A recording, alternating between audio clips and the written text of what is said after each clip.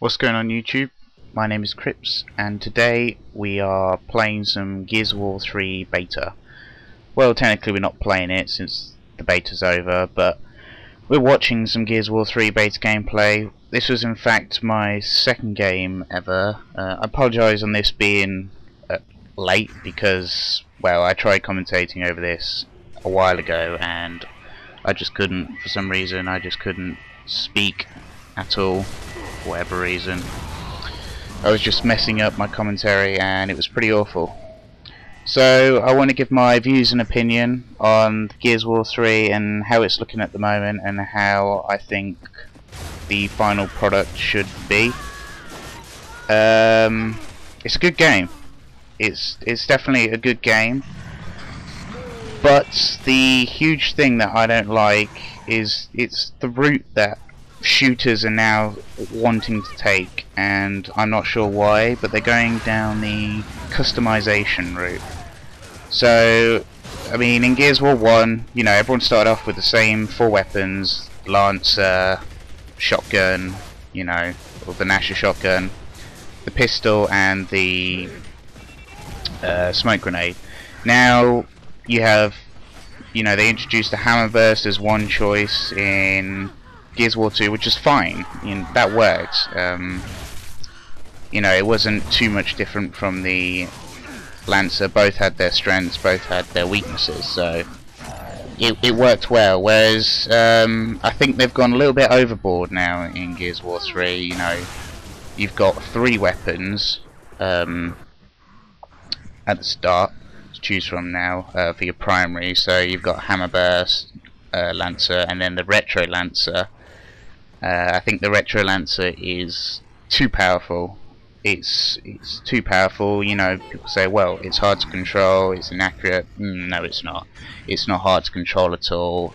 It's not as inaccurate as you might think. You can go full auto on that, you know, from a guy that's not too far away, and it's just going to drop him instantly. I mean, it's too powerful. If they're going to include that gun in the game, which they most definitely will, because there was the Gold Retro Lancer challenge to get that unlocked in the full game, so they're not going to get rid of that, I don't think. So if they're going to include that in the game, they need to seriously rethink that gun and how they're going to do it. You know, maybe just nerf the damage a little bit to put it in balance with the Hammer Burst and the Lancer.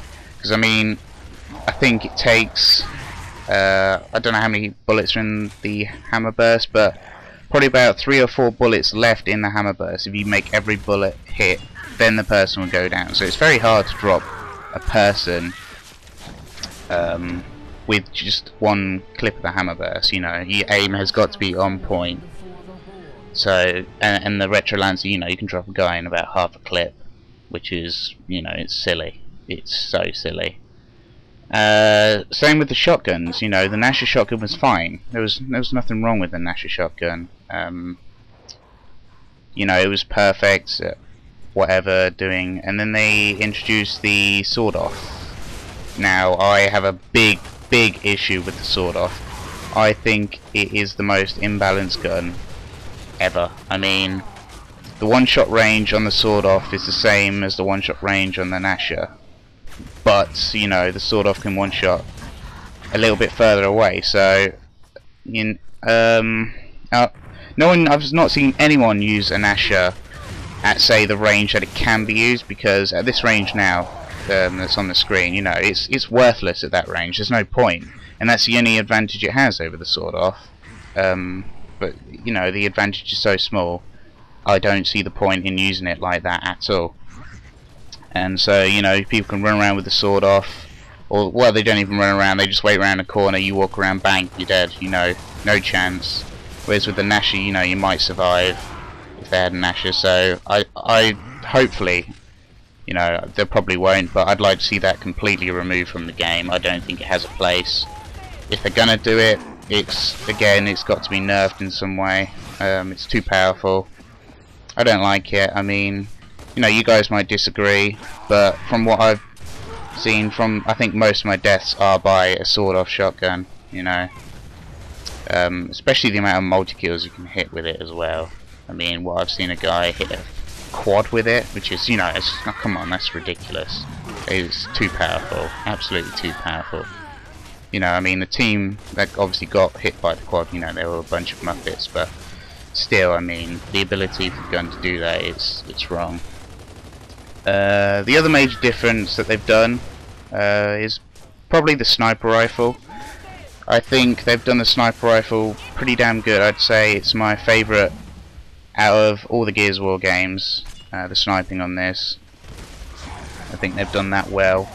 I don't want them to change anything of that. It's nice and balanced with the other power weapons, so yeah, keep that the same.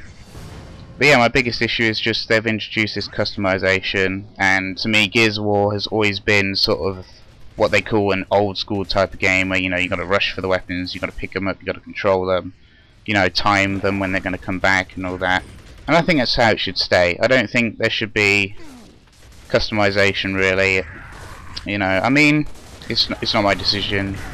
Obviously, I think that's the way games are going now. They're just going down the customization route. It's a shame Halo went down that route as well with the armor abilities, but you know, what can you do? I mean, this is why they beta tested it, to get our opinion. This is my opinion. I hope, you know, someone from Epic sees this. I don't know if they will. They probably won't. But, you know, whatever. I'd like to hear your guys' opinions. Just leave comments about what you think about, you know, the sawed-off shotgun, the retro lancer. You know, every bit of customization there is. I'm really interested to know. So yeah, thanks for watching. This is my opinion on the Gears of War beta. I hope you enjoyed it, and I'll speak to you next time.